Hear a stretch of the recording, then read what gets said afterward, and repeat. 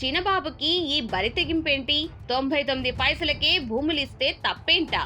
Sir మీరు complaint తీసుకొస్తున్నారు కానీ 99 పైసలకే భూములు ఇవ్వడం అనేది తప్పేంటి ఒక ప్రశ్న వస్తుంది సార్. తప్పేంటి సార్? నేను ఇస్తాను. ఫార్చ్యూన్ 500 కంపెనీస్ అందరికి నేను 99 పైసల్లోనే గజానికి కాదు ఎకరంగా మొత్తం భూమి ఇస్తా. తప్పేంటి? అదే 99 పైసలకు హెరిటేజ్ భూములు ఇస్తాడా? ఎకరా 10 కోట్ల రూపాయల భూమి రూపాయికిస్తే మిగతా డబ్బు సంగతేంటి? గట్టిగా నిలదీస్తున్న బీసీవై పార్టీ అనుయాయులకు అనుచరులకు భూములు అప్పనంగా కట్టబెట్టడంలో గత జగన్ ప్రభుత్వానిది ఇప్పటి పాలక పక్షానిది ఒకే తీరు. గత ప్రభుత్వం చేసిందే మహా తప్పిదం అనుకుంటే అంతకు మించి చేస్తుంది ఈ ప్రభుత్వం. అందున మంత్రి నారా లోకేష్ అయితే పట్టపగ్గా లేకుండా వ్యవహరిస్తున్నారు. ఒకనాడు ఇదే లోకేష్ ఏమన్నారో తెలుసా?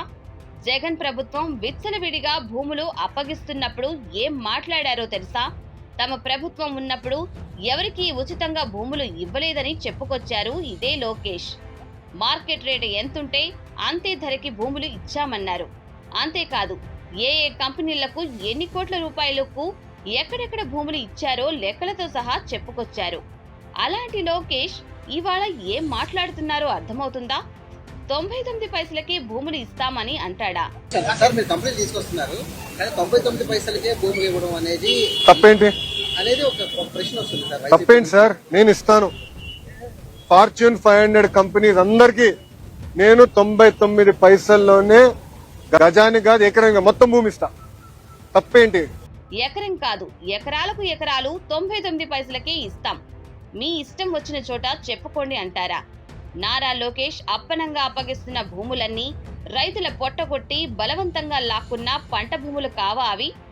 రైతులకు డబ్బు ఆశ చూపించి కట్టలకు కట్టలు బస్తాలకు బస్తాల డబ్బు తెచ్చి వారిని ప్రలోభ పెట్టి తీసుకున్న భూములు కావా అవి? పనికిరాని చౌడు భూములను పరిశ్రమలకు పారిశ్రామికవేత్తలకు ఇస్తే ఓ అర్థం ఉంటుంది. పచ్చని పంట పొలాలను ఏడాదికి 2-3 పంటలు పండే భూములను ఇవ్వడాన్ని ఏమంటారు? మరి ఎకరం 10 కోట్ల రూపాయలు విలువ చేసే భూములను కేవలం 99 పైసలకి ఇస్తారా? మిగతా సొమ్ము సంగతేంటి? భూములకు కేవలం కాస్టోడియన్లా ఉండాల్సిన ప్రభుత్వం ఒక నియంతలా తమ సొంత ఆస్తిలా వ్యవహరించడం ఏంటి? అర్హత లేని వాళ్ళందరికీ ఇస్తూ పోతే వేల కోట్ల టర్నోవర్ ఉన్న కంపెనీలకు కూడా 99 పైసలకే భూములు కట్టబెడుతుంటే ఇక భవిష్యత్ తరాలకు భూమి కావాలంటే ఎలా దొరుకుతుంది అని ప్రశ్నిస్తుంది బీసీవై పార్టీ.